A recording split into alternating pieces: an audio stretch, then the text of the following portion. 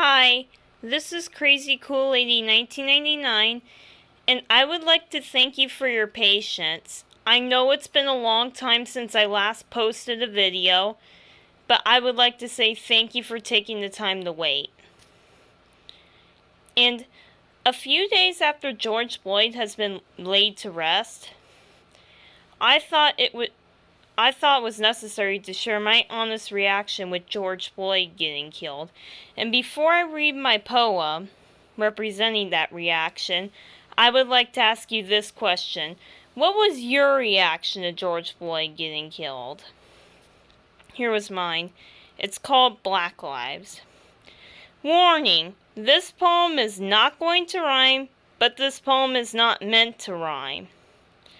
In a world out there filled with people whose hearts freeze like ice crystals and have their minds as closed as a door frozen shut, these people often become police officers as well as other professionals and see many innocent black lives as monsters destroying the world.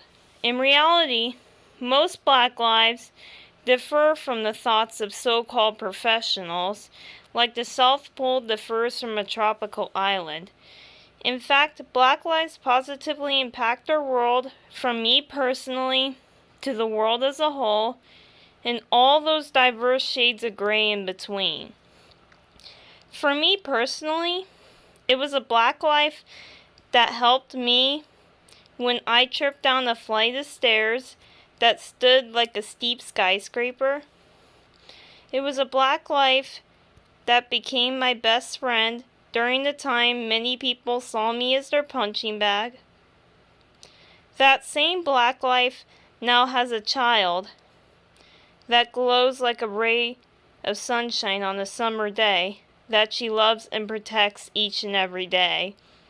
It was a Black life that told jokes in my college class, that shifted my mood from a dark gray thunderstorm to a bright sunny day. For our society, it was a Black life that invented an elevator whose doors closed automatically to prevent it from collapsing like a building falling apart and causing people to fall off the shaft like they were falling off a cliff. It was a Black life that created a home security system to stop any unwanted guests from breaking into homes like a strong tornado. It was a Black life that invented a 3-light stoplight to prevent cars from colliding with each other, like planets colliding with black holes, and crash into each other, making debris that lies around like a factory explosion. It was a Black life that invented refrigerated trucks to bring healthy fruits and vegetables colored like a rainbow into grocery stores. Most of all, it was a Black life that did what he could to help anyone less fortunate than he is. And that particular Black life was George Floyd, a man who was smothered to a pavement by an officer to the point to where he was screaming, "I can't breathe," as loud as a jet engine, and had his life tragically cut short like the iconic Mona Lisa painting being cut in half. Black lives have done so much, from actions as small as ants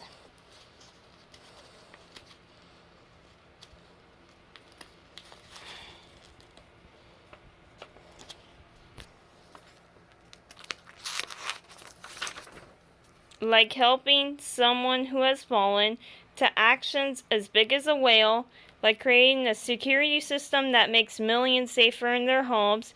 Yet so many of them are being killed by officers, and many others with hearts as cold as the South Pole in the middle of winter, and minds as closed as a door frozen shut. From the crispest of tucks of the American Revolution to George Floyd of 2020, and every time in between, every time before, and every time after.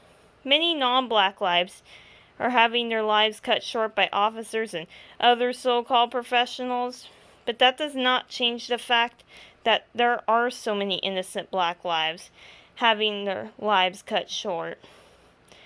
And that action needs to be taken to make this end. Black Lives Matter, just like white, Asian, Hispanic, indigenous, multiracial, and every other racial and ethnic group that exists in the world as diverse as a rainbow-colored salad bowl.